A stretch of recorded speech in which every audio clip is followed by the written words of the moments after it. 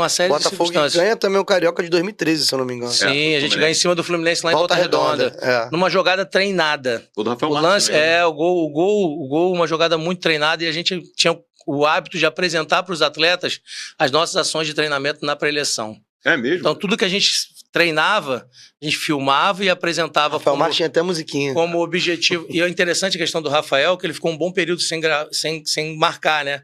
Então, sem gravar o nome dele ali naquele quadro, fez gol, não fez gol, e a torcida começou a pressionar muito. E a gente pegou o histórico das temporadas do Rafael no Japão e mostrou por que a gente trouxe ele e o retorno que ele poderia dar. E acabou dando o retorno. O Rafael acabou se destacando também em nível de performance. Depois ele foi pro Palmeiras, não foi? Foi pro Palmeiras. E vários outros atletas ali que também se potencializaram muito. Mas o grande lance, quando você citou aí o caso do Vitinho, a virada de chave, principalmente com o Oswaldo, foi também potencializar, através da análise de desempenho, o recrutamento de jogadores jovens da base, para que eles fossem o reserva imediato. O que é o reserva imediato? O titular é o atleta principal do elenco do futebol profissional. Tem o seu reserva, que também está no futebol profissional. E quem é o reserva do reserva imediato? É o titular do Sub-20. Então, com esse olhar, a gente conseguia ter fazer um plano de sucessão. Elencos mais enxutos na equipe principal, podendo investir mais por cada atleta e ter ali a possibilidade de fazer uma escadinha, como o pessoal fala.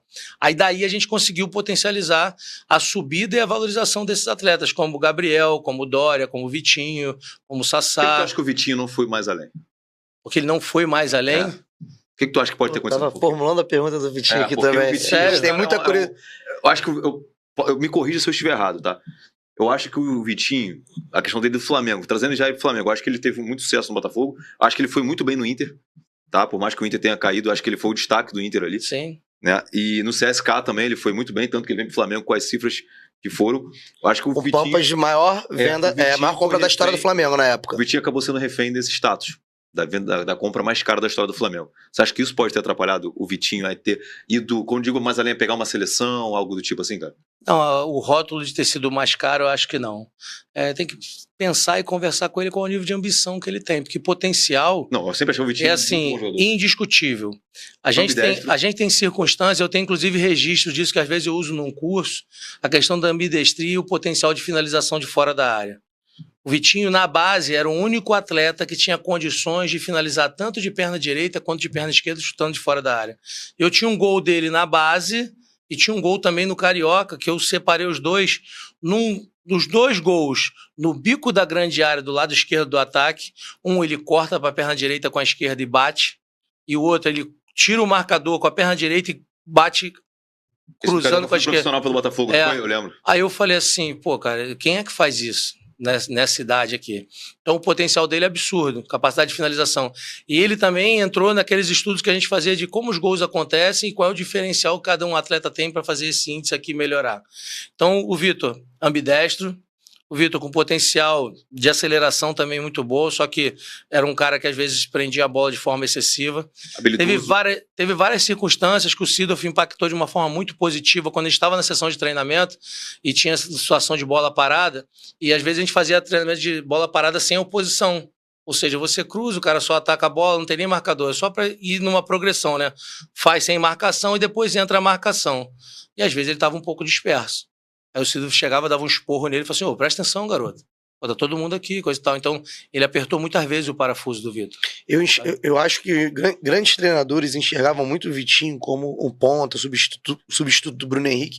Só que na minha visão, pelo que eu entendo, ou pelo amor de Deus, pelo que eu acho de futebol, eu via muito o Vitinho não como substituto do Bruno Henrique, sim nas partidas que o Arrascaeta não podia jogar, como substituto do Arrascaeta. Eu gostava muito de ver o Vitinho por dentro, porque ele é um cara habilidoso, é um cara que cria jogadas, só que queriam espremer do Vitinho um ponto, um velocista, um cara que fizesse marcação de lateral. Apesar de ter uma boa aceleração e velocidade não são a mesma coisa. Exatamente. Ele acelerar é a condição dele se desvencilhar do marcador. Então, nessa capacidade que ele tem de acelerar, sair da marcação, às vezes, com um tapa na bola, e pro lado que for, ele bate de direita e bate de esquerda. Sim. Então, esse potencial dele tinha que ser mais explorado nesse sentido.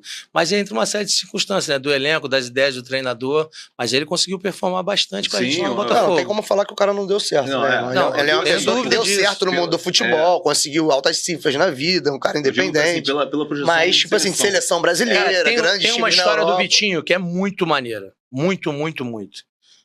Às vezes, a gente estava no Engenhão, né, no Newton Santos, e não tinha cabine para a gente fazer análise. E quando a gente começou, eu comecei com um aplicativo marcando posse de bola. Tocava num botão bola do Botafogo, no outro botão bola do adversário e no outro botão bola fora. Uhum.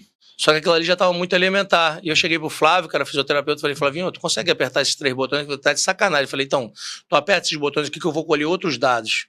E aí tava eu na arquibancada, o Flavinho, e tava o Vitinho e o Milton Rafael. E na época o Michael Suell tava voando. E aí eu tô aqui, é óbvio que a gente tem o olhar do jogo, escuta o barulho da torcida, mas você tá focado. Uhum. Mas a voz do Vitinho veio assim no meu ouvido, falando com o Milton. Pô, eu jogo muito mais com o Michael Suell, você é o cara, eu vou jogar no lugar dele. Eu falei, com essa personalidade, com essa capacidade que tem, aquilo ali para mim mostrou uma personalidade muito grande. Eu já conheci o Vitinho da época do Audax, já tinha observado ele no Audax, antes dele ir pro Botafogo. E aí já sabia do potencial dele. Tanto que nesse processo de transição a gente já leva os jogadores da base profissional sabendo das características e o potencial maior que cada um tem. Quando ele chega lá, ele subiu o profissional, mas não começou como titular, e nesse intervalo que ele estava num jogo que ele foi, sabe aqueles jogos que o cara é relacionado, mas vem o corte, e o cara não fica, mas tinha que ficar no estádio, acontece alguma coisa. Sobreaviso, né? O sobreaviso. Eu olhei assim, quando ele falou aquilo ali, eu falei, pô, que personalidade. Eu cheguei a levar para algumas pessoas assim, pô, cara, esse moleque é isso tudo mesmo? E ele é. Potencial absurdo. E aí, dentro do próprio Botafogo, a gente fez uma projeção de valor. Né, a gente olhou os atletas da mesma faixa etária, com a capacidade que ele tinha, chance de convocação em seleção nacional de base, etc. E a ideia qual era? Pô, tenta elevar a condição contratual dele para ele sair mais caro do clube, porque sair ele vai. O mercado vai vir forte em cima dele. Mesmo? Tanto quando o CSKA chegou, a projeção era no mínimo aumentar 5 vezes mais a questão salarial para poder fazer um contrato de maior valor, porque é proporcional à condição de salário, para poder ter aquele retorno. Não teve tempo hábil para fazer isso, aquilo não aconteceu e ele saiu muito barato do Botafogo. Muito barato. E depois retorna ao Brasil com aquele negócio do Flamengo, né?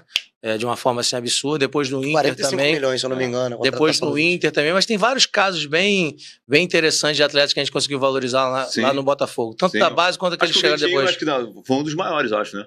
Sim, e tem a do Elkson também, que é uma condição bem interessante. É isso que eu vou entrar agora. Você falando a questão de dados. Naquela época tem um Dória também que foi revelado. A Dória foi muito bom. O Dória foi pro Olympique de Marselha, se eu não me engano, não foi? E agora, se eu não me engano, tá no futebol chinês, no futebol mexicano. Tá no... Tigres? Não, é um... Não, América do México, Tigres. Santos Laguna. Santos Laguna do México. Como é que foi... Samir tá no México também. Samir tá no México também, tava na América do México, se não me engano. Como é que foi